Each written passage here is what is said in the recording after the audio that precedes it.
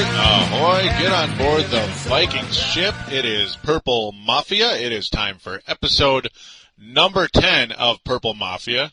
Today is Thursday, the 28th of August in the year of our Lord, 2008, and we are ready to rock and roll as the Vikings just lost to the Dallas Cowboys 16-10, and, they finished the preseason 1-3. Now, first of all, we are available on thesportstuff.com along with iTunes and other RSS feeds, thanks to our executive producer, Dylan Richardson of thesportstuff.com, or TSS, that's what we like to call it. Now, first of all, we encourage you to sign up for our message boards on TSS. Simply go to the website, thesportstuff.com, click on the button in the upper right-hand corner where it says TSS Boards. Simply click on that and you will be prompted to sign up, and please do, as it is 100% free and 100% fun, where you can interact with us podcasters and over 200 members, where we are quickly growing as their members are flocking in of late, and that is very, very exciting for us all. And I want to continue to ask all of you iTunes listeners out there and possibly from other websites, hop on board, as it is a wonderful place to come, listen to podcasts, and interact with us on the message boards, and maybe, just maybe, you could be a podcaster on this site as well, should you have the desire and the talent to become one. Now, first of all, I want to address something very quickly before I actually get into the next segment and the Viking game itself. Now, before that, the show today is going to be about the game and about, some of the roster spot issues. So, going to be a lot of fun stuff to talk about today, as it was the kind of game where I pretty much had to watch the entire thing just to see what's going to happen. Who's going to, obviously you're going to watch the entire game anyway, but I mean play by play by play, just to see what's going on, to evaluate the players. But before I get into all that, real quick, now, there have been some negative posts on iTunes of late. Not that many, as the majority of the posts for Purple Mafia have been positive, and I appreciate that very much. Thank you very much to all of you, especially the new ones of late that have popped up. But the negative ones, well, you know what? It's okay to write a negative post, because, it's your opinion. I might not like it, but you know what? It's your opinion, and we all deserve criticism somewhere in life, right? But here's the thing. You need to at least be accurate in your criticism, because I've had, I believe, 2 different posters say that I pretty much read the box score the entire game. That is 100% inaccurate.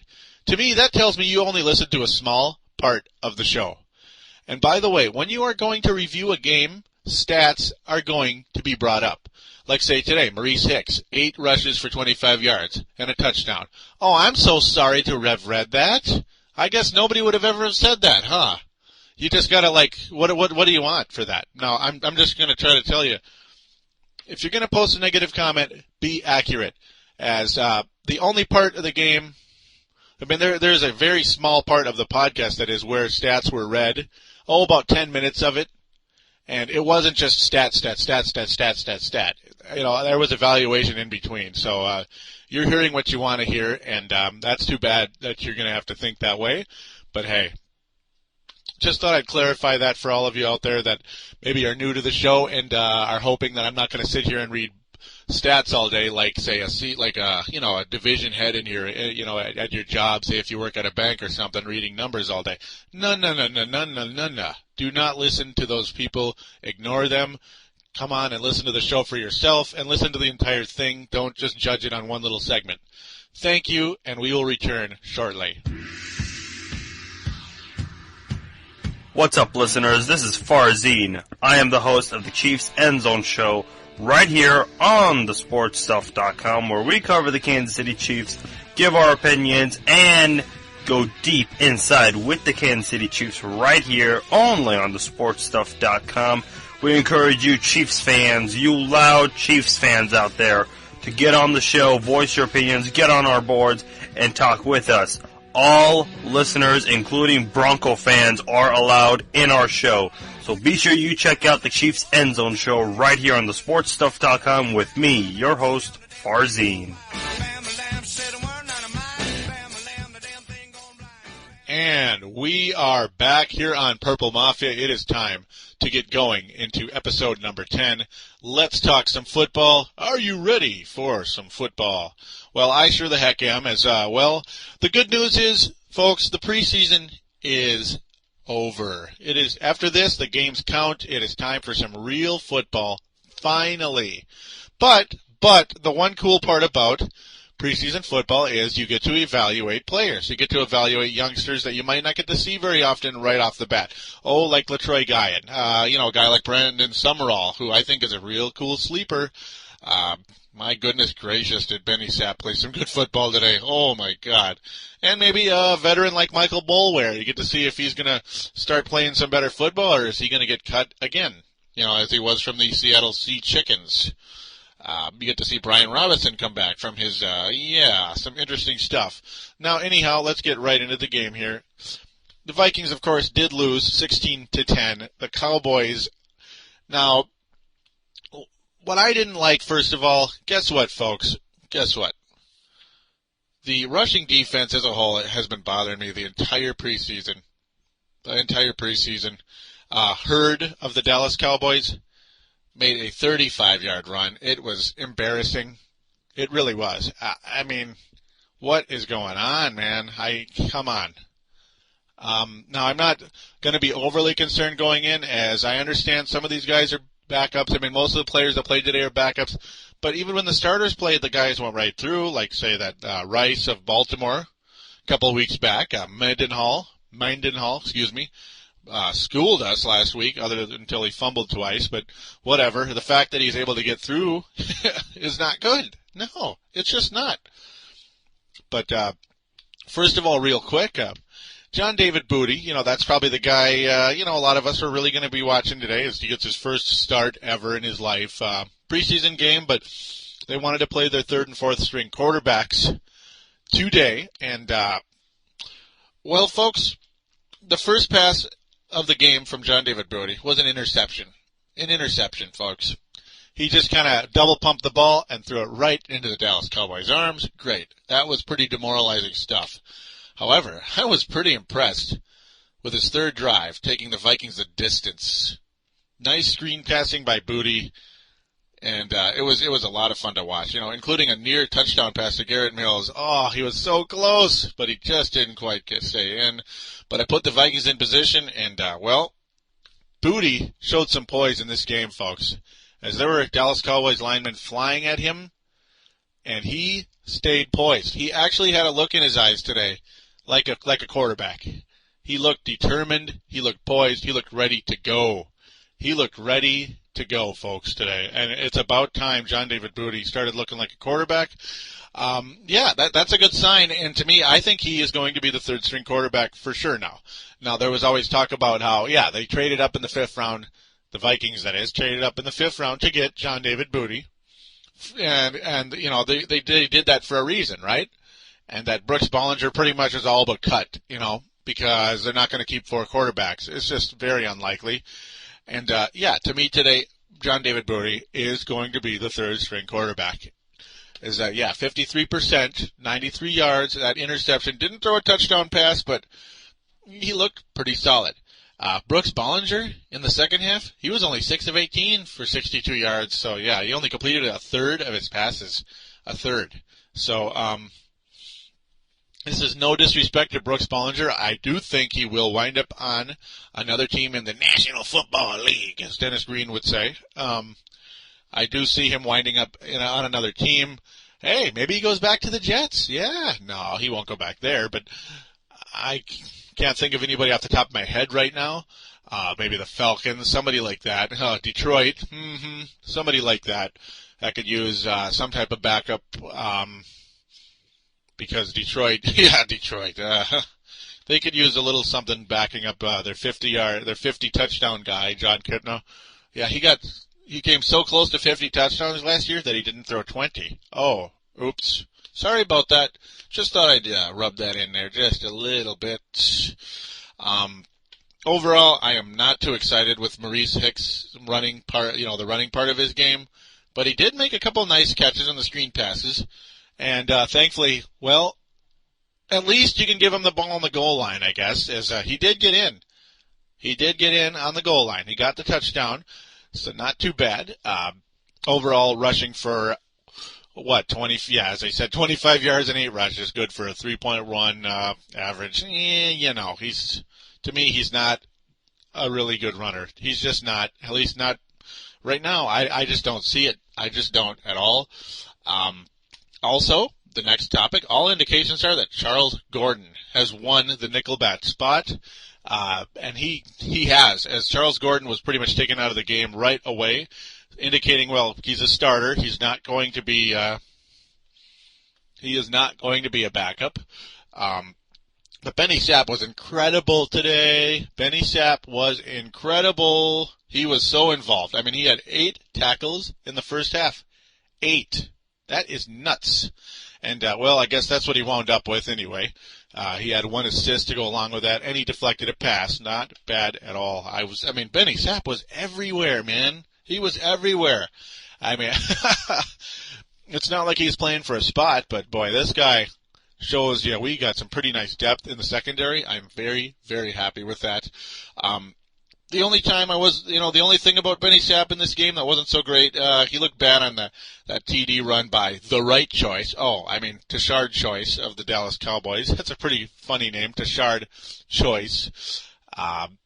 Choice, only rushed the ball 6 times, 21 yards, but he got that 11-yard touchdown, and he made Benny Sapp look pretty silly on that play. The rushing defense wasn't that bad, I guess, in this game, but that Hurd play, H-U-R-D, not so great. I'll be forgiving, I guess, on it. The numbers really not overall that spectacular, but there were some plays that could annoy you. Definitely. Felix Jones getting through pretty easy on one play, and of course, Choice, but they settled down a little bit. It's not like the scariest thing ever right now, but I wasn't too excited either. Now, other than that, Brandon Summerall, a guy I really like a lot. I really do, as he constantly he's been on plays a lot this entire preseason. Not really getting many tackles, but he's involved on a lot of plays, a lot of deflected passes and just non-catches. He's made some nice coverage. Overall, he's been very good on special teams as well, but unfortunately, it doesn't look like he's going to make the roster. It just doesn't, because there's too much depth in the secondary right now with guys like Sapp, McCauley, and Frampton. Just so many guys right now. McCann's probably not going to make it. Obviously Charles Gordon, that's a guarantee. Of course, Tyrell Johnson, who also did not play in this game along with Sharper. Those two guys did not play. They're the starting safeties right now. And, and you can't forget about Madu Williams, not Matteo, Madu Williams. One of the weirdest names I've ever seen. But that guy's a really nice football player, yet he's going to be out for an extended period of time, unfortunately. But that's just how it goes, obviously. You probably figured that by now. Chris Cluey. He might be the best punter in the league, man. He really might, because not only can he boot the ball real far. His average today was 44.9, but that's not the important part. The fact that he was able to keep it in the 23 times is phenomenal. And the way he goes about it. He's got a backspin on that ball. That is so awesome. Because, I personally don't know how people are able to really do that. But he sure the heck knows how to. He punted 9 times, by the way, because the Vikings only amassing 10 points again. But whatever. What do you expect, right? I'm almost surprised they scored 10 with the 2 quarterbacks that were in today. But, he is unbelievable at getting the ball, not only in the 20, but in the 10. It is some nice stuff. He's had the ball down to like the 4, the 2, and 1 and stuff like that. He is a great punter. I'm very happy we signed him to a 5-year deal. Just thrilled. I even said he has the best job in the league last year when I was making fun of the Vikings offense. But, whatever it is, if the Vikings offense is good or bad, great to have this guy. Special teams are so important. as he's been pinning teams back really well. And when you got a defense like the Vikings right now, great to see. Great to see indeed. The aforementioned Michael Boulware. He's been he's desperately trying to make a spot on the team, but he's a very possible cut depending on how things go. He looked good in the game, but it's hard to say if he snuck onto the final roster. As I don't know. I really don't know. I don't think he's going to crack it. Things can happen. Yeah, it's possible. He's still a capable guy, but is he going to make it? I don't know.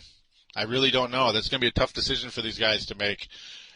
Obviously, Benny Sapp, that guy is so totally going to make it. It's not even funny. Thank you again, Farzine, for not only Jared Allen, as that is the big one from the Chiefs, but Benny Sapp as well. Thank you, Farzine, for that. That's the guy you heard earlier, Chiefs End Zone Show. He rocks. Well, now for the sacks. The sacks, I always think that's important, obviously.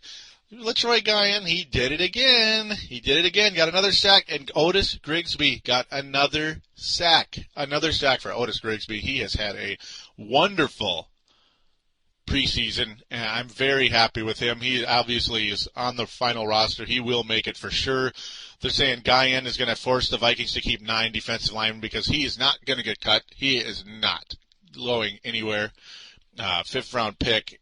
Showing some promise. You got to keep him. He is a big, strong dude. Obviously, limited playing time in college. They only started 12 games, but remember the 12.5 sacks? Yeah, that's pretty good stuff. 12.5 sacks last year. The 12.5 games were his whole college career, but yeah, he was kind of a starter backup type of guy. 12.5 sacks. So this guy's going to rack up some sacks. David Herron also picking up 1. So those are your 3 sacks for the Vikings. Dallas Cowboys got, right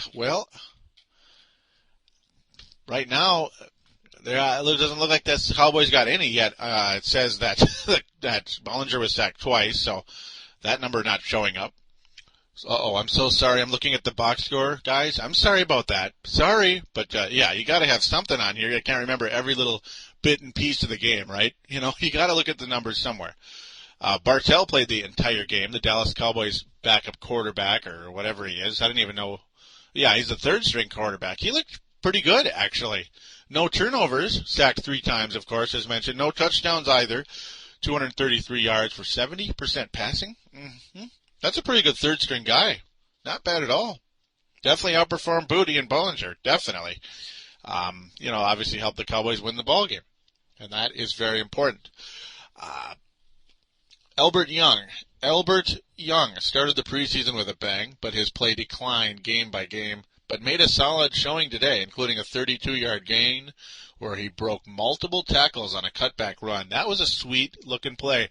As it looked like this guy was ready to be dead and gone, he might make things quite interesting now, because in 14 rushes, led the team in rushing, 68 yards. Albert Young might make things quite interesting indeed, with a 4.9 average. Tahi, he is probably going to make the team. He's a bubble guy, but probably going to make it because he's a nice fullback. Yeah, he only got 1 rush, but that's not really his job as much as blocking, and he does a really good job out there. Nice backup. Gotta like him a lot.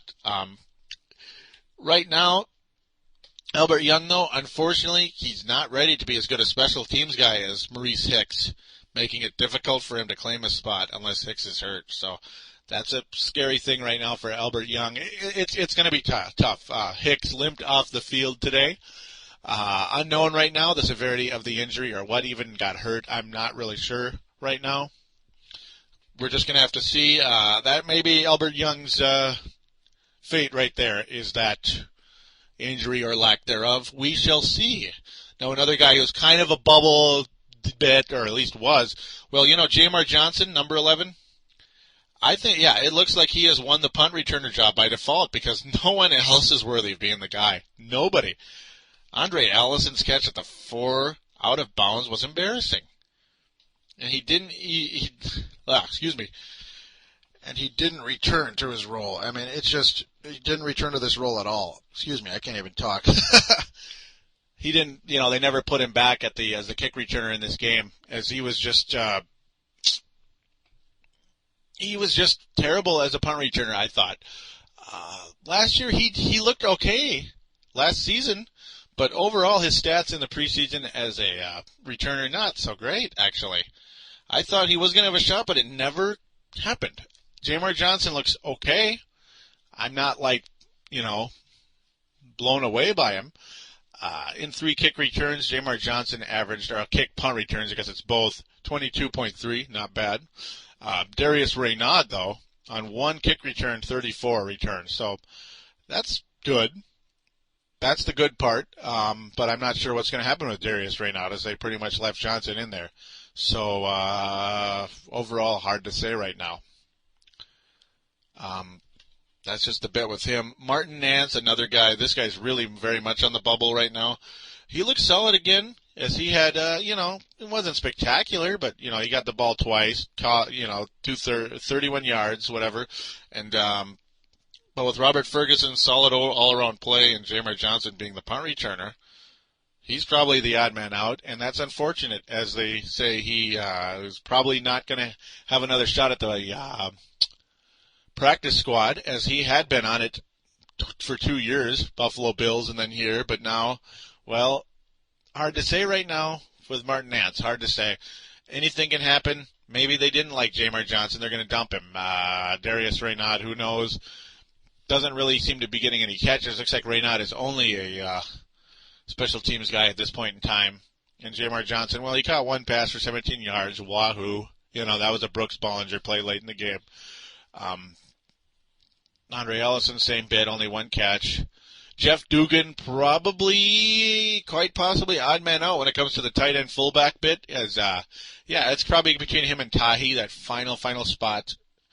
It's got to be at this point, as certain guys are going to be there for sure. Other guys just aren't going to make it right now. Garrett Mills for sure going to be a tight end. Shenko going to make it just because. Oh, goody. Obviously Thomas to pay the starter. So really the final bit is the backup fullback. Is it Tahi? Is it Dugan? Well, probably Tahi, guys. Probably. Because Dugan is more of a tight end than a fullback. And, I don't see it happening. It's going to be Tahi to me. So, Dugan had been here for a while. But I think it's time. His time is up here. It's got to be, but just by default. That's the way it's going right now. Final bit here real quick. Brian Robinson. He returned from a nasty varicose vein. That is a really nasty bit. They had to clean that out. He came in with tons of energy today, guys. Tons of energy. He looks really, really good. Really good. He is adding depth to a pass rush that was starting to get thin with Jamie Mitchell being out for the year. But overall, the defensive line, extremely deep. But the defensive end position, not the deepest. It just ain't that many guys at defensive end. You got, obviously, you have Jared Allen, who's excellent. Ray Edwards is decent. After that, it's Brian Robinson, right? Or Robinson is the next best guy, I would say, at this point in time. Grigsby's a tackle, Guyan's a tackle, blah, blah, blah. So that's your bit right now. Rufus Alexander, very good today. Fred Evans, another defensive tackle who's, was a backup, whatever. Man, does he look good. I really like Fred Evans a lot. Vinny Churchill was everywhere today. Aaron Henderson is going to make the team. Aaron Henderson is going to make it. There's no doubt about it to me anymore. He is a wonderful player. Jay Lehman, no, not looking good for him. Not looking good for Lehman right now. We're going to have to see what happens there. He's probably not going to make it. There's too many good linebackers ahead of him. Namely, Aaron Henderson's the guy who's probably going to cost him his job. As Churchill's not going anywhere. Rufus Alexander not going anywhere. With that, that's pretty much where I see things right now. With the bit, was a fun football game in terms of it's a lot of fun watching and evaluating young guys. It really is. It is a lot of fun. I enjoyed it despite the fact the brand of football was not so hot. But it's fun to play a little GM, and be that's part of being a host of a show, right?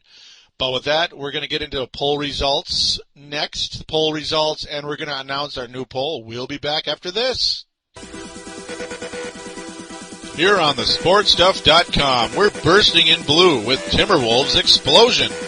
Timberwolves fans, your show has arrived at last as we bring in a new era with Al Jefferson, Kevin Love, and Mike Miller. We're available on thesportstuff.com and also available on iTunes. Download and listen to in-depth and detailed coverage of your favorite team. Show your true blue and join this explosion of Timberwolves basketball.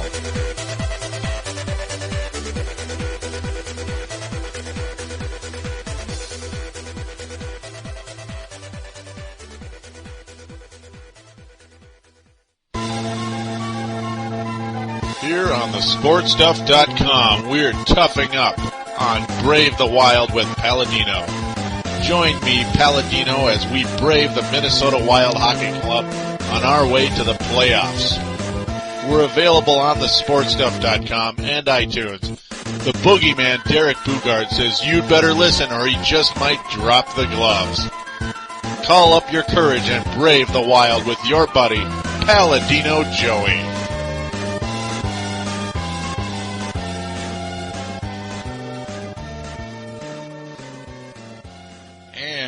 We are back here on Purple Mafia, as that was a little bit bigger break with 2 commercials.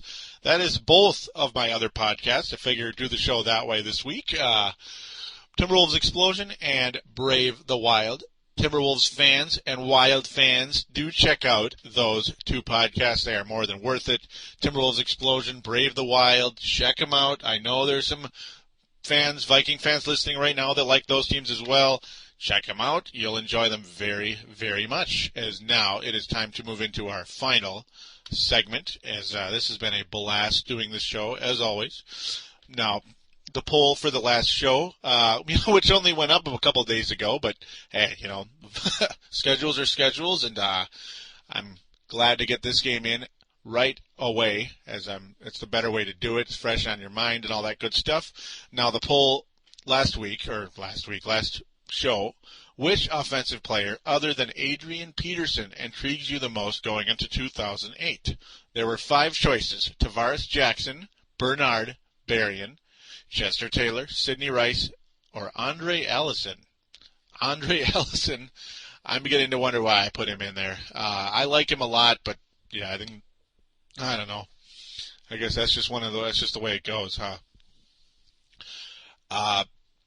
First and foremost, I voted for, are you ready for a surprise, host? Are you ready for a big, big shock? Sidney Rice. Yeah, I really like Sidney Rice, as you may have figured out by now via YouTube or Purple Mafia. I am infatuated with this guy's game. He is phenomenal.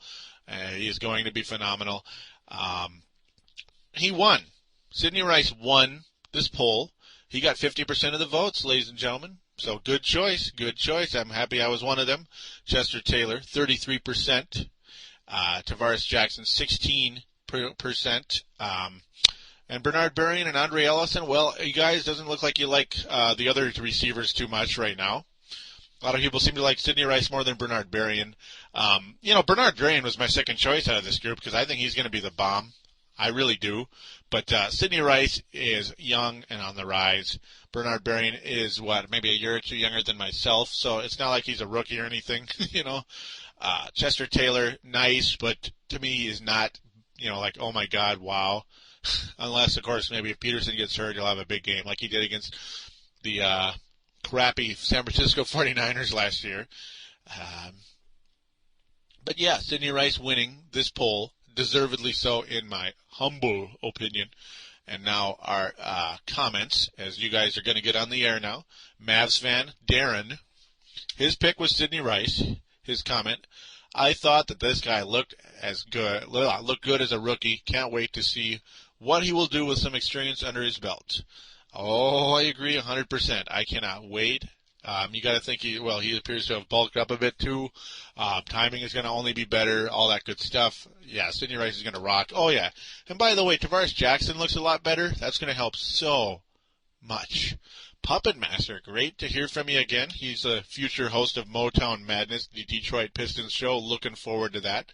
I will definitely be listening to that. Chauncey Billups, baby. But anyhow, his choice, Chester Taylor. And that makes sense from a Pistons fan. They like to be rough and tough, and Chester Taylor is more of a rough and tough type of guy, not as flashy. His comment: it is always worth watching how a guy with that much talent, acts being the second running back. I agree with the comment. I'm more excited about Sidney Rice, but very good point, Puppet Master. He is Chester Taylor is a professional. He does his job very well. He could get 1,300 yards and 10 touchdowns a year, I think, Chester Taylor. It's just that, unfortunately, you have the number 1 or number 2 running back on the planet on your team, so that's just the way it's going to have to be. We thought that's what was going to happen in New Orleans with Reggie Bush and Deuce McAllister. Neither one of those. I don't know, man. Yeah, Reggie Bush hasn't had 1,000 yards on the ground yet, and Deuce McAllister had a devastating injury last year. So, yeah, anyhow, kind of tough to compare that situation when we thought that was going to be a great running game, probably the best in the planet, but don't know anymore. Dylan Richardson is responding to Mavs fan, his comment. So he agrees with Sidney Rice. His comment, same here. I want to see what he can really do. Oh, yeah, Dylan. Love it. Of course, Dylan Richardson, the executive producer of TSS, he is the main man, the creator. And, yeah, we're great to have him posting on this show. Thank you, Dylan, very much. SJ Steelers fan, also known as Chris Porter, a guy who does a good job. He's done shows. I'm not sure if he's doing them right now. But, yeah, his comment, Chester Taylor, I'd also say, what does that say? Oh, sorry. Chester Taylor, I'd also say never know if AP can make it all year. Knock on wood. So like this, knock on wood. Got him in a few fantasy teams. Nice backup to have, though, in case. Yes, I agree. Chester Taylor is a phenomenal backup to have if something happens to AP. Because, yeah, you don't know. Adrian Peterson has had injuries on a yearly basis, dating back all the way back into his college, the early college days, up to his professional season. He has missed time every year. And when you have a guy like Chester Taylor who can fill in for you when you're out, that is a pretty nice situation. The Vikings are so fortunate to have a professional like Chester Taylor, who not only is a professional, but a very talented individual. Almost like a poor man's Priest Holmes, Chester Taylor. And yeah, I did say that. And no, I'm not going to say he's going to have 2,000 yards and like 25 touchdowns. No. I said he's a poor man's Priest Holmes. Now that we got that out of the way. Mavs fan responding to Chris Porter, his comment, Chester is not really a backup. If you look at Minnesota's running back system, you will notice that the carries are split between the two, unless AP cannot get going. Not to mention the two guys are completely different runners and fun to watch no matter what situation. There were times last season when I couldn't tell which running back was in. Remember, Chester Taylor would be starting a lot of places. Definitely agree with the final comment there. Yeah, Chester Taylor would be starting in a lot of places. He'd be starting in Detroit, that's for dang sure. In Dallas, he'd be platooning in Dallas with Marion Barber, as they're both kind of similar there. Yeah. Chicago, yeah, I think Chester Taylor would be starting all right. He'd probably get 1,500 yards there because they give him the ball too much. But, Chester's not really a backup.